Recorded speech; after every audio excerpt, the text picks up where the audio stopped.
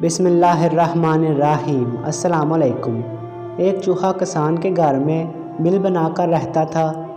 एक दिन चूहे ने देखा कि किसान और इसकी बीवी एक थैले से कुछ निकाल रहे हैं। चूहे ने सोचा कि शायद कुछ खाने का सामान है।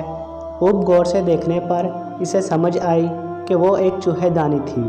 खतरा भांपने पर इसने घर के पिछवाड़े में जाकर कबूतर को ये बात बताई कि घर में चूहेदानी आ गई है। कबूतर ने मजाक उड़ाते हुए कहा कि मुझे क्या, मुझे कौन सा इसमें फंसना है। मायूस चूहा ये बात मुर्ग को बताने गया। मुर्ग ने मजाक उड़ाते हुए कहा कि जा भाई, ये मेरा मसला नहीं है। मायूस चूहे ने ये बात बकरे को जाकर बताई तो बकरा हंसते हंसते लोटपोट हो गया। उसी रात चूहेदानी में खटाक की आवाज़ हुई जिसमें एक जहरीला सांप फंस गया था। अंधेरे में इसकी दुम को चूहा समझकर किसान की बीवी ने जब इसको निकाला तो सांप ने इसे डस लिया।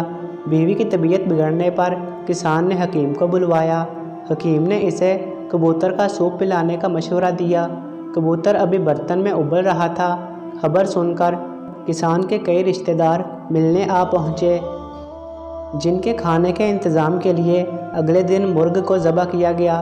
कुछ दिनों के बाद किसान की बीवी मर गई।